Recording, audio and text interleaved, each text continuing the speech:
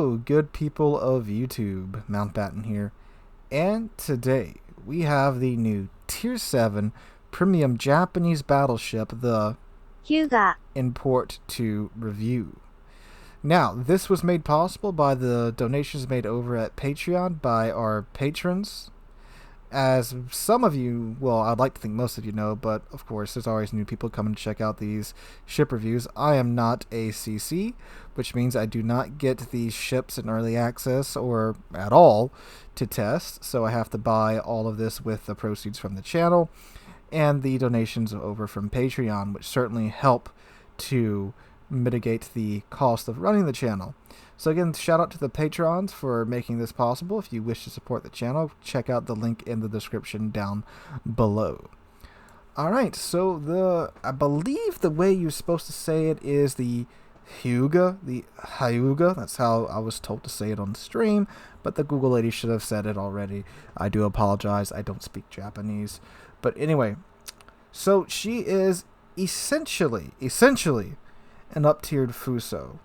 They aren't the same class. This is the sister ship to the Issei, which is going to be a hybrid ship. Basically, this is the front half is the Issei, the back half is not the Issei. The Issei gets these two turrets ripped off and a flight deck put there. But in terms of firepower, it's of course very similar to the Fuso, but there are a couple of key differences. The guns are a bit more accurate. She does have a higher Sigma, and I believe the dispersions is improved as well from the Issei. Other than that, it is an Issei class, which is an improvement on the Fuso class. You don't get the mighty Fuso tower. You get a much more modernized tower and a much cleaner looking tower too. I really like the way this ship looks. I really do. And you can get the gold lacquer camo, which I didn't get because you have to get the $70 bundle to get it with the ship off the bat, but I believe you can purchase it, but it is a bit pricey, so we're just stuck with this camo, which looks good. Again, I do like the way the ship looks. Art department, again, knocking it out of the park. But anyway, let's go ahead and take a look at the Hyuga, however you say it. Now, I have played the ship a bit. I bought her on the live stream last night, and we played quite a few rounds in her, so I have a pretty good idea of how the ship plays and how how good she is. But we'll get to that in the voiceover section. Oh God, look how good this looks in the Fjords port. Just this right here would be a beautiful wallpaper. Like, this game is really pretty at times. I just want to take that in for a second. Anyway, let's go ahead and take a look at her. So no captain skills have been applied, nor modules equipped, and flags have been demounted. So her armor. We've got a 26mm bow and stern plating with a 32mm torpedo bulge with 26mm fore and aft deck plating and 44mm midsection plating. Turrets have a 305mm face, 229mm side, and a 152mm top. And the barbettes are 299mm. I guess they couldn't splurge for the extra millimeter to make it 300. So if you remove all this, her citadel is really freaking wonky looking. Look at this thing. It's definitely an unusual looking citadel for the Japanese battleships. Most of them have that kind of octagonal shaped citadel. Most of them, I mean, the Japanese battleship line is just a mess of actual battleships and battle cruisers, so it's very interesting to look at. But anyway, her citadel is a little bitty bit above the waterline, but this is of course covered by that giant section of torpedo protection, so you'll get a lot of torpedo protection hits on the Hyuga here. And oh, look at that. Huh. That's interesting. I didn't know that. So you got a 100mm slip behind from the stern underneath the 26mm bow. I wish I knew that when I was playing her. I didn't notice that earlier. So that's interesting. So, I guess going stern in and trying to get them to shoot here would be optimal. Is there one in the front? That'd be awesome if there was. No, there's not. Well, That's good to know. Alright. So survivability, she has 60,700 hit points, 26% torpedo damage reduction. Her guns, she has 12 14-inch guns with a reload time of 28 seconds. Pretty nice. 180 time of 45 seconds. Maximum dispersion of 230 meters. Your HE shells, they have a maximum damage of 5,700 and a 25% chance of starting a fire with 12 guns. Isn't that bad? And 59 millimeters of pen. Your AP shell, you have 10,200 maximum AP damage on obviously Citadel hits, and with a maximum range of 20.3 kilometers, with an initial AP shell velocity of 775 meters a second, and an initial HE shell velocity of 805 meters a second. Secondary guns, we get 8 of these 127mm guns. These guns are dual purpose. They do contribute to the AA as well. Maximum HE shell damage of 2100 and an 8% chance of starting a fire base with 21mm of pen, which is actually pretty nice by tier 7 standards. A maximum range of 5.6 kilometers, and an initial HE shell velocity of 725 meters a second. Her other secondaries, which are the 16 single mount 140mm guns, they have a reload time of 8 seconds. They have a 10% chance of starting a fire, have a maximum HE shell damage of 2400. They can pen 23mm of armor, maximum firing range of 5.6 kilometers, and an initial HE shell velocity of 850 meters a second. Her AA, you get, again, these 25mm, I'm sorry, not again. You get 20 of these 25mm guns. Then you get the 827mm guns that are dual purpose. 74 continuous damage with an 85% hit probability. A firing range of 2.5 kilometers for the 127s, I believe. Her flak does 1,330. I wish it did 13,000. You get 2 shells per, explosions in a salvo. A 75% chance of hit probability, and the flak goes out from 5.8 into 3.5. So you don't start getting that continuous damage until 2.5 kilometers away. With a priority sector reinforcement at 35%. Maneuverability. You have a maximum speed of 25.3 knots, which is okay by tier 7 standards. A turning circle radius of 750 meters and a rudder shift time of 15 seconds. 150 seconds. Woo! That'd be a hot minute. No, it's a 15-second rudder shift time. Concealment, she's detected by sea from 16.3 kilometers. Base. Alright. So her equipment is where things get interesting. You can only have the fighter, you cannot have a spotter, and you get 3 charges base of the main battery reload booster consumable, and 4 charges of the repair party. And of course, damage con. Alright, so I'm going to go ahead and throw my commander and my module build on the Hyuga, and I'll be right back. Alrighty. So, for the equipment, I went with pretty much a standard battleship module build. Went with main armaments mod 1, damage con 1, aiming systems mod 1, and damage con 2, because fires are bad and we want better accuracy. Alright, so for the commander build, I have Yamamoto, of course, so I put him on here. I went with preventive maintenance, MLG turrets, adrenaline rush, basics of survivability, emergency repair expert, concealment expert, and fire prevention. I did not put Deadeye on because Deadeye is leaving pretty soon, and I was pleasantly surprised by the result. More on that in a minute. Also with Yamamoto, you do get the emergency reserve talent, which if you manage to pull that off, you get another charge of your reload booster on top of your fighter and your repair. So that is quite lovely. Alright. Let's look at her stats. So for her dispersion now, it's 214 meters maximum dispersion. Her concealment is also now down to 14.7 kilometers. And her speed with the speed flag on is up to 26.6 knots. So that is nice and lovely.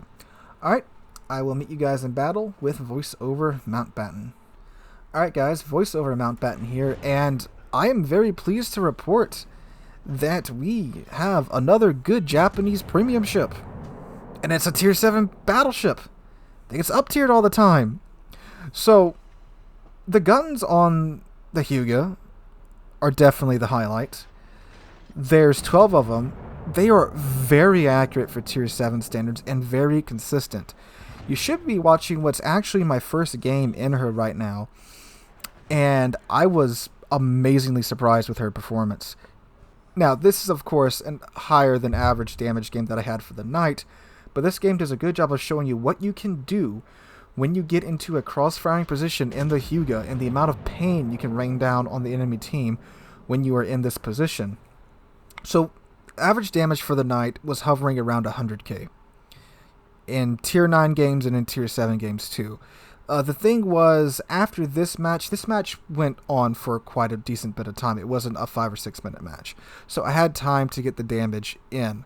In other matches, they ended much faster. So definitely the performance is definitely here in this ship. And even, not counting the shortness of the match, 80 to 90k is a very good game in a tier 7 battleship. And this ship can definitely, I have a good feel for her. She can definitely easily do 100k average damage from someone like me who of course has a pretty decent amount of time in battleships. So this is a good solid ship in terms of performance. So what makes her so good, in my opinion at least? So her 12 guns are very accurate, consistently accurate, like I said. The salvos you're seeing in this match, again, no deadeye, none. They're 14-inch guns, so tier 6 guns, at tier 7, so you get more accuracy out of them, which is fantastic. On top of that, the reload booster definitely allows you to capitalize on those moments where, hey, he's broadside, I can get 2 salvos into him now rather than just the 1 that you would get with a normal reload time, which isn't even bad. 28-second reload time on 12 guns.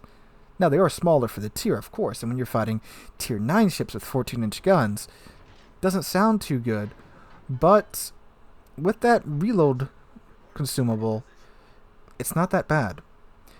The HE on this ship is surprisingly decent. Now, it's not British BB HE, I'm not trying to sell you on that, it's not. But with the reload booster, you can definitely just ruin somebody's day, especially tier 9 ships. Because, of course, you're a little wimpy tier 7 in a tier 9 game. But a lot of times when they go bow into you to where you can't even, damage them with your AP, just load up that HE and start throwing it in their face. It works quite well. A good thing to do is to start a fire on a ship, wait for them to damage con it, and if, you still got a decent bit of your reload left, pop that reload booster, throw some more HE in their face, and start a fire right away after they pop that damage con. That way you can get a fire burning and get your damage in, and probably even get two or more fires on at the same time with the 12 guns. And that's what I was doing for a good portion of the night, and it was working very well. And I think I only lost 1 game out of the 5 games that I played in the ship. So that went over well too. And I was getting kills, I wasn't just farming damage. And the reload booster also comes in very helpful when dealing with DDs. And the accuracy of the guns and the consistency of the guns too definitely help out there as well. So the guns are great. No doubt about that. I will fight anybody that tries to say otherwise. Yes, they do get, of course, the wonky salvo that happens every now and then to every battleship player. That's nothing that's, of course, unique to the Hyuga. How about the other parts of the ship? Armor-wise, of course, you're a tier 7 ship. When you get up tier to tier 9, everything can pin your bow. However, like I pointed out in port that I didn't even realize when I was playing the ship, you've got those 100mm platings over a good portion of your stern, and of course nothing's going to go through that if you're angled. But where the Hyuga is most comfortable at, which is kind of mid-range, kind of trying to stay out of the line of sight of the other ships, trying to get into a flanking position, the ship does pretty well, because ideally you should be shooting at the ships that aren't paying attention to you, of course. But of course that is ideally. But when you get up to tier 9, there's not a whole lot you can do. Just try and don't be too greedy with your guns and stay angled, and you'll be okay-ish for a tier 7 and a tier 9 game. Now, when you're in a tier 7 game, the world's your oyster, of course, with the reload booster and the accuracy of the guns, you can absolutely just mop the floor with a lot of ships at tier 7. Her maneuverability, I mean, it's pretty decent. I didn't have any complaints there. The turret rotation, even with Yamamoto's improved MLG turrets, it is still in the 40-second range. So, I mean, it's in the 36-second range. So it's actually pretty okay, but it feels like, it takes forever when you really need them. The AA, not really there, of course, because when you're tier 7, you're going to see tier 8 CVs a lot more than you're going to see tier 6 CVs. You do have the fighter, and that is very helpful in fending off CVs, so it does have that going for it, but all it has is a fighter. There's no spot. There's no way to extend this ship's range past 20 kilometers. So when you're in a tier 9 game, you are stuck with a 20 kilometer maximum range, which isn't ideal in a tier 9 game. But honestly, if the ship had any more range, when it would be top tier, it would be broken. With the accuracy of the guns and reload booster, you would be just dumping on tier 6 ships and tier 7 ships. And remember, this thing can see tier 5 games. So this thing can see New York and the Verbus Unitus, which I deleted one outright with the Hyuga, which is pretty funny. But yeah, this ship is solid. And plus, it's a tier 7. It only cost about $38 in the US. Now, of course, $38 on a digital item. Is that something you want to spend? That's up to you. But in my opinion, as a battleship main, this is a really good ship. It's in a good place. I don't think it'll be used too much competitively. There's not a lot of competitive stuff that happens at tier 7. Every now and then they'll throw a rank season down there, or they'll throw a clan battle season. I don't think it'll do too well there, and plus they want CVs involved in everything now, so tier 7's not a CV tier, so it won't see much use there. But for random battles, just grinder, trainer for your Japanese battleship commanders, absolutely, you'll be putting a lot of skills on this ship that you'll be using on your Japanese battleships. In fact, once Deadeye gets removed, I won't have to respec Yamamoto for the Yamato or the Shikishima anymore, because that's pretty much the build that I'm going to be using on her with Yamamoto. Now, it is kind of sad that you can't get another charge of the reload booster because the superintendent, well, we don't have superintendent anymore. What is it, the emergency repair specialist or whatever it's called? Yeah, emergency repair expert, my bad. So you can't get another charge of your reload booster unless you get first blood in Yamamoto, which you could do pretty easily with the Hyuga. But overall, again, guys, it's a really good ship in my opinion. Really solid ship. Had great games with it all night long. Really good, consistent performance with the guns and with damage. And I was always in the top 3 in the games that I had on stream with the Hyuga. Or I think I had one where I was like 4th, but that was a 5-minute game, so I didn't really have time to do anything. But I like the ship. It's a nice addition to the Japanese battleship premium collection, and again, a good one as well. So a pleasant surprise from me, and I think from a lot of people. And there was quite the speculation, of course, as there are with every new premium, that the ship was going to be hot garbage, but it's not. It's not. And if this is how this ship performs, I'm kind of excited for the Issei. It is, of course, kind of a carrier, so, CV battery. But if it's anything like this, it should be an interesting experience. So this just got me even more excited for the Issei already. But anyway, guys, let me know what you guys think in the comments down below. Are you planning on picking her up? And if so, are you going to pay the extra money to get the golden lacquer camouflage? Let me know in the comments down below. If you guys enjoyed, make sure to drop a like and subscribe to the channel. We're on our way to 25,000 subs, just past 24,400 a few days ago, and I cannot thank you guys enough for that. Hope you guys are all having a wonderful Saturday. Hope to catch you guys in the next one.